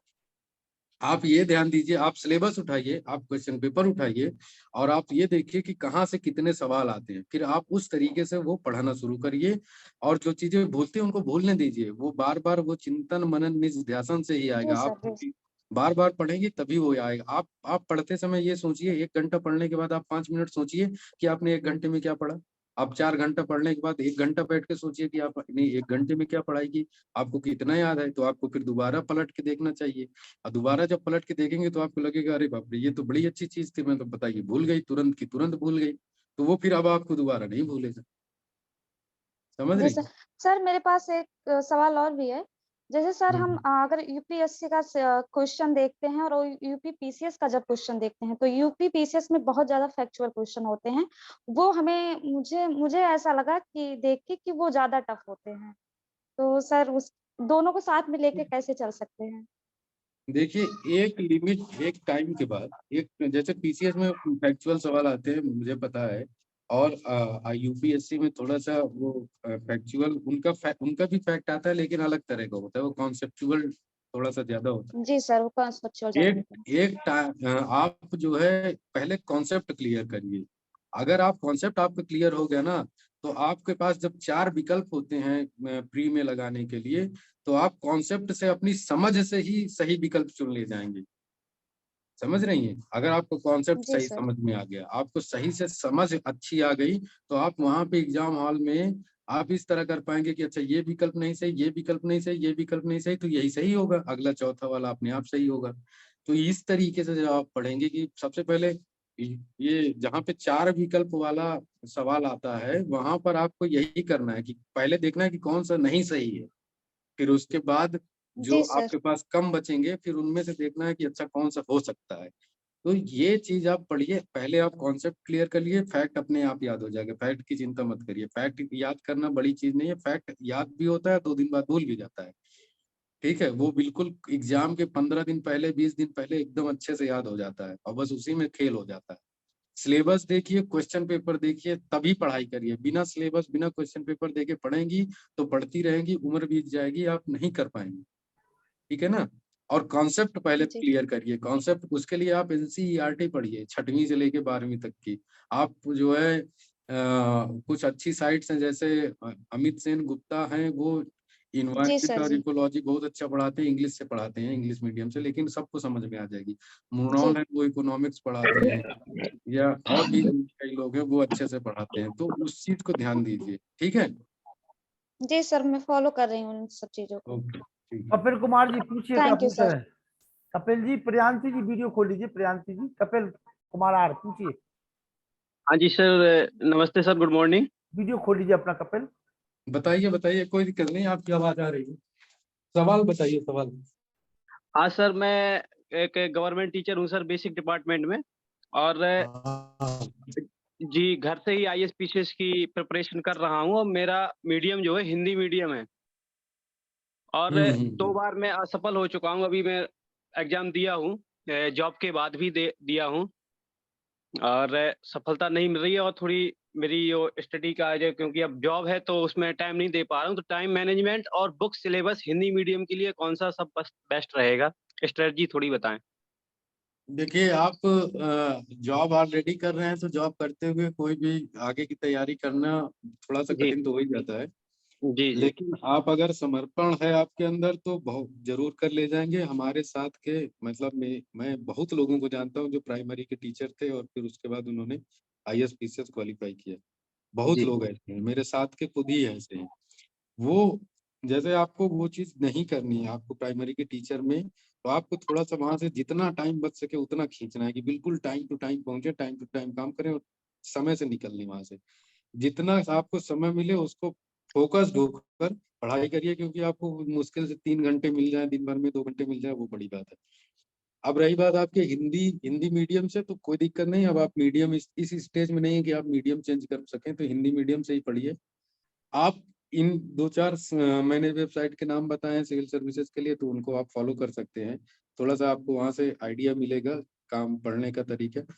आपका आपका जो है एग्जाम क्वालिफाई नहीं हो पा रहा है, तो उसका वही तरीका है कि आप भाई क्वेश्चन पेपर इतना पढ़िए कि कम से कम 20 साल 25 साल के प्री के क्वेश्चन पेपर हल कर जाइए और बार बार हल कर जाइए। और उसमें से जो जो आपको बार बार अटक रहा है उनको अलग नोट डाउन कीजिए, अलग करिए। मैं बताना चाहता हूँ आर्या सर कि जी जी। आप लोगों से बात करने से पहले मैंने इतनी चीजें तैयार की है। मैं आपको अगर दिखा सकता तो, अगर देखिए शायद मेरे पास ये रखा हुआ है, नहीं देख नहीं, रहे हैं? हमें पता है आप पूरी तैयारी के साथ आते हैं जी, मुझे पता मैं है। ऐसे नहीं जाता, मैं ये सब चीजें लिखी पड़ी है यार, बिल्कुल इतनी बिल्कुल चीजें। बिल्कुल। और मुझे नहीं नहीं लगता कि मैं इतनी देर बात कर रहा था तो बहुत कम बच्चे होंगे जिन्होंने मेरी बात को कहीं नोट डाउन किया होगा कि अच्छा हमको ये करना चाहिए, ये नहीं करना चाहिए। तो ये सब चीजें ही तो आपको बनाती है ना भाई। आप मेरी मैं इतना ऐसे भी बोल सकता हूँ, मैं इसमें देखा कुछ नहीं बोलते समय, लेकिन मैंने अपने दिमाग में फ्रेम किया कि मुझे इस तरह से बात करनी है जिससे मैं किसी का टाइम ना बर्बाद करूँ, काम की बात समय से करके खत्म करूँ उसको। ठीक है, आपको हमेशा ये सोचना है कि आप कितना सही से किस दिशा में प्रयास कर रहे हैं। और आप जैसे आप हिंदी मीडियम की कुछ ही किताबें हैं, बहुत ज्यादा किताब के चक्कर में मत पड़िए, जी क्योंकि आप अगर आपके पास समय ही इतना कम है कि आप जो है ज्यादा किताब के चक्कर में पढ़ोगे तो कंफ्यूज हो जाओगे। आपके पास कम किताबें रहें लेकिन बार बार पढ़ें। जैसे कॉन्स्टिट्यूशन के लिए आप सिर्फ लक्ष्मीकांत को पढ़िए, वो सफिशियंट है। आप हिस्ट्री के लिए जो है उसकी आती है, स्पेक्ट्रम की आती है मॉडर्न हिस्ट्री, उसको पढ़िए, वो बहुत सफिशियंट है। या बिपिन चंद्रा को पढ़ लीजिए, वो सफिशियंट है। ज्योग्राफी के लिए आप विजन IAS के हिंदी मीडियम के नोट्स पढ़ लीजिए। इकोनॉमिक्स के लिए विजन IAS के हिंदी मीडियम के नोट्स पढ़ लीजिए, विजन IAS के। वो आपको प्री में भी काम करेंगे, मेंस में भी काम करेंगे। आप एक तरह से मैं कहूंगा कि विजन IAS का हिंदी मीडियम का सारा मटेरियल पढ़ सकते हैं। आप एक बार मंगा लीजिए और बार बार बस उसी को पढ़ते रहिए, ठीक है। और आप ज्यादा मटेरियल के चक्कर में मत पड़िए, क्योंकि आपके पास समय ही ऑलरेडी बहुत कम है। तो जी। विजन IAS के हिंदी मीडियम के सारे सब्जेक्ट के मटेरियल आप मंगा लीजिए और उसे पढ़ जाइए, ठीक। Thank you sir. नमस्ते सर। आप पूछिए आर्यन ठाकुर जी, पूछिए। सर मैं ये बोल रहा था, मैं अभी मैंने 12th पास किया है और मेरी ऑलमोस्ट NCERT कंप्लीट हो चुकी है। तो सर मैं अपने आंसर राइटिंग की प्रैक्टिस भी स्टार्ट कर दूं NCERT के साथ साथ, क्या अभी नहीं, बाद में करें? ये कुछ ज्यादा जल्दी हो जाएगा। आप इंटरमीडिएट किस सब्जेक्ट से कर रहे हैं? सर मैं BSc कर रहा हूँ 12th के बाद। 12 के बाद BSc कर रहे हैं ना? हाँ सर। तो BSc में कौन सा ईयर हो गया आपका? सर फर्स्ट ईयर चल रहा है अभी। मैंने मार्च से स्टार्टिंग कर दी थी सर UPSC की तैयारी। चलिए बढ़िया है, लेकिन आपको BSc भी अच्छे से करना है, ये ध्यान रखिएगा, ठीक है। हाँ हाँ आपको सर बिल्कुल। हाँ, BSc में ऐसा ना हो कि इसके चक्कर में आपका BSc खराब हो जाए। BSc में भी अच्छे मार्क्स लाने हैं। आप जैसे इस तरह से पढ़िए कि आप BSc फर्स्ट ईयर में थोड़ा बहुत पढ़ लिए, अच्छी बात है। लेकिन मैं तो ये कहता हूँ कि पहला साल आप पूरा का पूरा अपना उसी चीज के लिए पढ़िए। जैसे इंटरमीडिएट के बच्चे हैं तो 11वीं वो पूरा का पूरा 11वीं ही पढ़े, 12वीं में वो थोड़ा बहुत अपने करियर में जिस चीज क्षेत्र में उनको जाना है उधर के लिए बनाए। या अगर उनको इंजीनियरिंग मेडिकल की तैयारी करनी है तो पहले से ही शुरू कर दें। आप जैसे आप BSc फर्स्ट ईयर में आपने NCERT पढ़ ली है, अब आप फिर से NCERT पढ़ते रहिए, बार बार NCERT ही पढ़ते रहिए, कुछ आप नया मत पढ़िएगा। करंट वगैरह के या न्यूज़पेपर वगैरह की चीजें तब पढ़िएगा जब आपको एग्जाम देना शुरू करना हो, तो उसके 6 महीने या साल भर पहले से। अभी जी सर। करंट नहीं, आप फाउंडेशन तैयार करिए। फाउंडेशन मतलब नींव। नींव क्या है? आपकी history, geography, NCERT. Polity, NCERT आपकी नींव है। उसको आप लगातार पढ़ते रहिए, और आपने खत्म कर लिया तो फिर से वही पढ़िए, फिर खत्म कर लें तो फिर से वही पढ़िए, और उसके नोट्स बनाइए। और जब आप बीएससी फाइनल ईयर में जाएं, तब से आप थोड़ा सा करंट वगैरह की चीजों को, और जो है जो करंट में चल रही होती है न्यूज़पेपर वगैरह की चीजों को हल्का हल्का पढ़ना शुरू कीजिए। और फिर आगे से पूरे पूरे मन से, पूरे उससे करिए। और प्लान बी के लिए भी सोचिए कि आप प्लान बी में क्या करेंगे। अगर by the way civil sir services में टीचिंग, बहुत सर टाइम, टीचिंग। तो टीचिंग में आपको नेट जेआरएफ भी क्वालिफाई करना है, एमएससी करना है, और जो है बीएड करना है प्राइमरी में टीचर के लिए।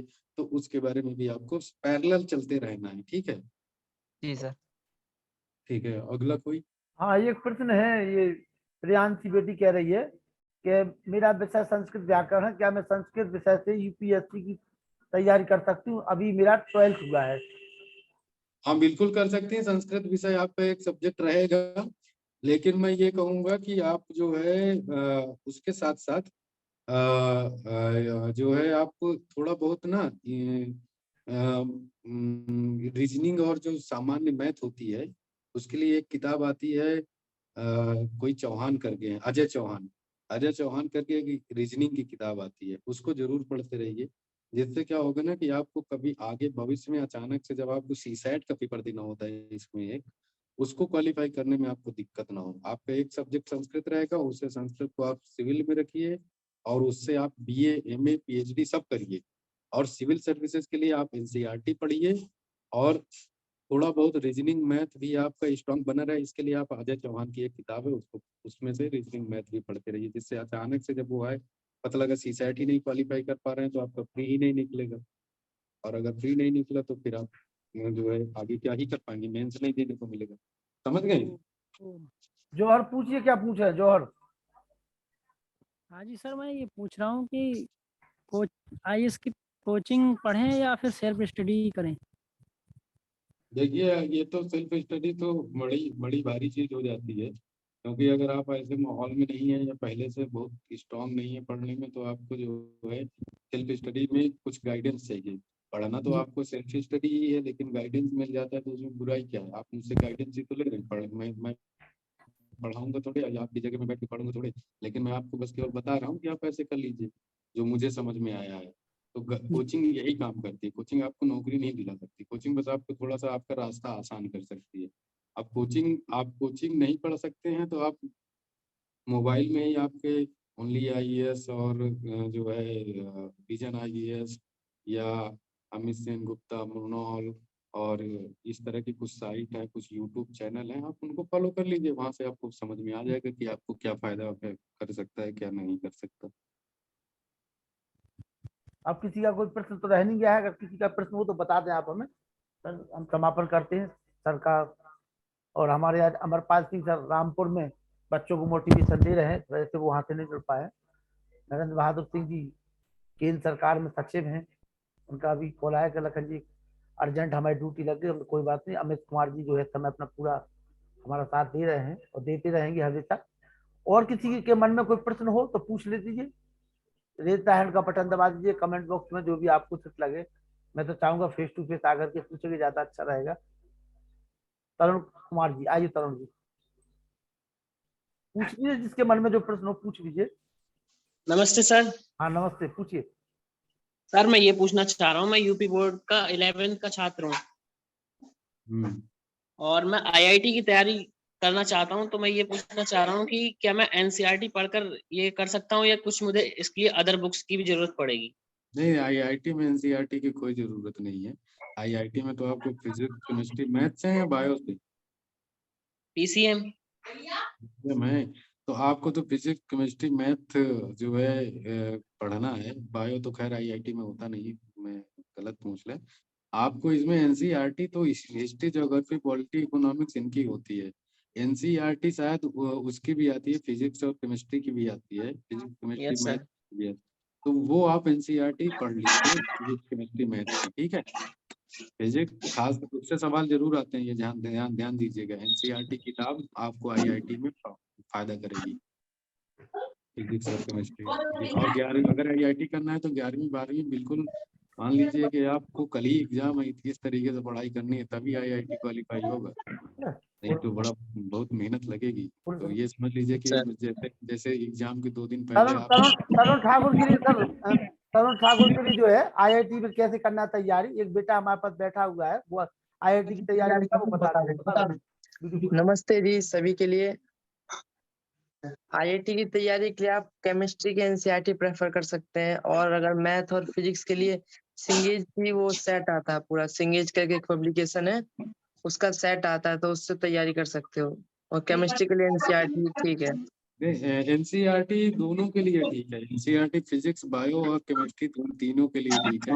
एनसीईआरटी एक्चुअली गवर्नमेंट प्रिस्क्राइब्ड है, तो वो लोग जब सवाल बनाते हैं तो एनसीईआरटी को ध्यान में रखते हैं। तो एनसीईआरटी को आप मत छोड़िए, कि अगर कोई नीट की तैयारी कर रहा है तो वो एनसीईआरटी बायो की भी पढ़ ले, फिजिक्स केमिस्ट्री की भी पढ़ ले, और आप खुद देखिएगा कि आपको एनसीईआरटी से काफी सवाल मिलेंगे आपके नीट या आईआईटी के एग्जाम के लिए। आप उसके क्वेश्चन पेपर उठा के देखिएगा, आप उसकी फिजिक्स की और केमिस्ट्री की और बायो की, इन चीजों की जो एनसीईआरटी जो सब्जेक्ट है आपको उसकी पढ़ लीजिए एक बार, कोई नुकसान नहीं करेगा, बढ़िया ही रहेगा।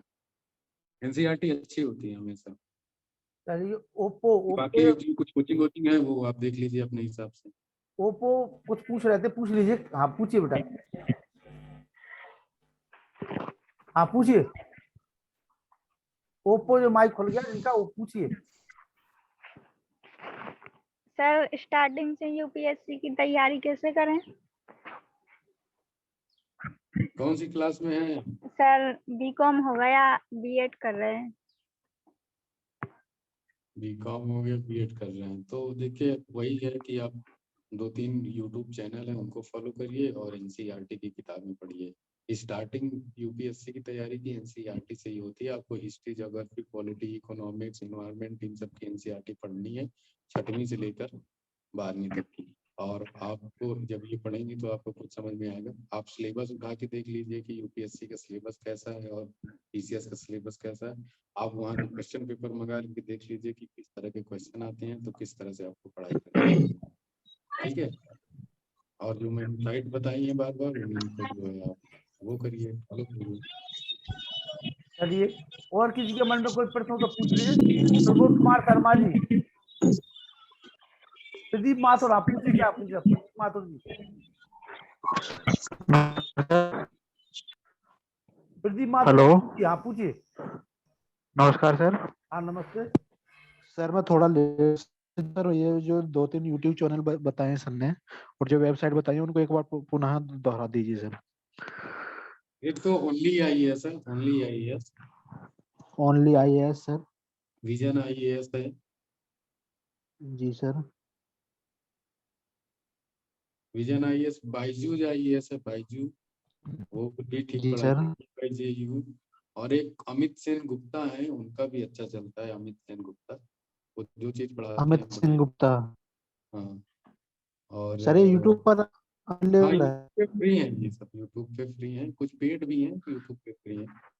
और जो आप वेबसाइट बता रहे थे, ये अनअकैडमी में भी आपको सही मिल जाएंगे, अनअकैडमी करके भी है, अनअकैडमी। जी सर। तो ये जी 3-4 हैं जहाँ से आपको, जहाँ से बहुत ज्यादा नहीं है, लेकिन आपको ये देखना है कि कहाँ से आपकी कौन सी काम की चीज है, ठीक है। जी सर। जी ठीक। प्रमोद कुमार शर्मा जी जो प्रोफेसर है प्रयागराज में, आइए हमारे आज के जो मुख्य मोटिवेटर हैं सम्माननीय अमित कुमार जी, डिप्टी एसपी। आप वर्तमान में सोनभद्र में डिप्टी एसपी हैं। आइए 2 शब्द कहिए प्रमोद शर्मा जी। धन्यवाद आदरणीय लखनलाल आर्य जी, इतने महत्वपूर्ण विषय पर आपने आज की ये परिचर्चा रखी थी और बहुत सारे बच्चे जुड़ करके इसका लाभ उठाए। जो हमारे मुख्य मोटिवेटर थे और जो सफल हैं और बहुत ही अच्छे स्कॉलर रहे हैं, इलाहाबाद विश्वविद्यालय से आपने भी पढ़ाई की है, आदरणीय अमित सेप्टा जी जो डिप्टी एसपी हैं सोनभद्र में, उनका बहुत बहुत धन्यवाद, आभार। इतने अच्छे तरीके से आपने बच्चों को सफलता के टिप्स दिए। और आपका भी विशेष रूप से आभार। इस तरह के कार्यक्रम आप करते रहते हैं जिससे बच्चों को घर बैठे सही परामर्श मिल जाता है, उनको सही गाइडेंस मोटिवेशन उनको मिल जाता है और इसका लाभ उठाकर वो बहुत अच्छा कर सकते हैं अपने जीवन में। जी जितेंद्र शर्मा जी बोलिए 2 शब्द। हेलो, आवाज मेरी आ रही है सर? हाँ आवाज आ रही है, बोलिए। आपको मेरा सादर प्रणाम। आपने बहुत अच्छा सेशन आज जो है किया है। बच्चों के लिए बहुत ही जरूरी है कि उन्हें पता होना चाहिए कि हम किस तरह किसी प्रतियोगी परीक्षा की तैयारी करें और हम कैसे कम समय में सफल हों। क्योंकि कहीं ना कहीं अगर उनको ये नहीं पता होगा कि हम कैसे किसी एग्जाम को वो करेंगे तो वो सफल नहीं हो पाएंगे। तो मैं अमित जी का बहुत ही साधुवाद देता हूँ कि उन्होंने लगातार, मैं कई सेशन में के देखा हूँ, उन्होंने जो भी बातें बताई हैं बच्चों के लिए बहुत ही सागर्भित है और कहीं ना कहीं बच्चों को बहुत ही फायदेमंद अमित कुमार जी, हम सभी का और सौभाग्य है। अमित जी से मेरा कोई निवेदन है, कुछ बातें मैं कहना जरूर चाहूंगा कि मैं एक समाज सेवी, आप जानते ही हैं, और मैं चाहता हूँ प्रयागराज में एक ऐसे छात्रावास की स्थापना की मेरा एक वो है मुहिम है, और जो कि आने वाले समय में जरूर आपको दिखाई देगा। मैं लगा हुआ बराबर लोगों के संपर्क में हूँ। बिल्कुल एक छात्रावास की स्थापना मैं करना चाहता हूँ और अमित जी जैसे जो भी अधिकारी रैंक के लोग हैं, जो भी सक्षम लोग हैं, मैं उनसे चाहूंगा कि इसके लिए वो लोग अपना जो है जो भी अपना व्यू हो जरूर बताएं कि कैसे हम यहाँ पे छात्रावास की स्थापना करें और पूरे प्रदेश से जो भी हमारे मेधावी छात्र हैं, गरीबी रेखा से नीचे मैंने गरीबी में हैं और वो बनना चाहते हैं, उनके पास कोई साधन नहीं है, ज्यादा नहीं है, तो मैं ऐसे चाहता हूँ वो लोग यहाँ पे आए, इलाहाबाद में आए धन्यवाद और उनको रहने की व्यवस्था करें। धन्यवाद। अच्छा सुझाव है सर, जरूर चर्चा करेंगे इस पर। सम्मानीय आचार्य नंद किशोर आर जी हमारे जी, आचार्य नंद किशोर आर जी, अमित कुमार जी, अमित कुमार जी बताएं। हम सभी का सौभाग्य कि हमारे बीच में गुरुकुल विश्व भारती जो रोहतक में है उसके डायरेक्टर और हमारे बेटे के गुरु आचार्य नंद किशोर जी जुड़े हुए हैं, तो हम चाहेंगे कि उनका भी आशीर्वाद हमें मिले। सम्मानीय आचार्य नंद किशोर जी, स्वागत है आपका। ओम नमस्ते जी। नमस्ते जी, नमस्ते जी। हाँ, मैं तो अभी थोड़ी देर पहले ही जुड़ा था और बहुत सुंदर चर्चा सुन रहा। आज मैं थोड़ा विलम्ब हो गया।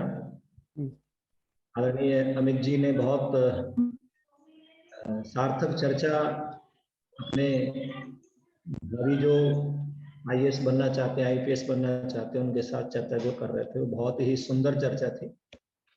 मैं आभार व्यक्त करता हूं और अवसर मिलेगा तो हम अपने बच्चों के बीच में भी आपका स्वागत करेंगे गुरुकुल में, जिससे जो विद्यार्थी इस क्षेत्र में आगे बढ़ना चाहते हैं उनका मार्गदर्शन आपके माध्यम से मिले।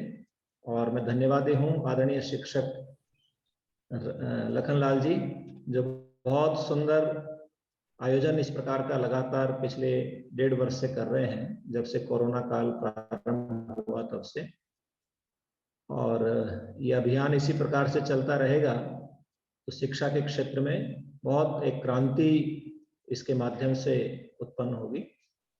बिल्कुल, मैं सभी का गुरुकुल परिवार की ओर आचार्य धन्यवाद करता हूँ। नंद किशोर आर जी जो हमारे रोहतक में बहुत अच्छा गुरुकुल है, बहुत पुराना गुरुकुल है, अभी उसका भारत को मनाया गया था, और आपके गुरुकुल के जो बच्चे हैं अभी राष्ट्रीय स्तर पे वो मलखम्ब प्रतियोगिता में भी प्रतिभाग किया हुआ था उस बालक ने, तो हम सभी का सौभाग्य। और अमित कुमार और जितने भी हमारे संपर्क में जो IRS है, IAS है, उन सबका लाभ आपके गुरुकुल को चाहे ऑनलाइन चाहे ऑफलाइन जब भी कभी ऐसा अवसर मिले। अभी हमारे जो IRS है मिस्टर अमरपाल सिंह जी राजपूत जी, वो इस समय रामपुर में बच्चों को मोटिवेट कर रहे हैं, कम से कम हजारों बच्चे वहाँ पे वो हैं, तो वो सफर में थे, इस वजह से थोड़ा सा उनका जुड़ना नहीं हो पाया, क्योंकि वही टाइम यहाँ होगी वही उनका कार्यक्रम वहाँ लग गया था।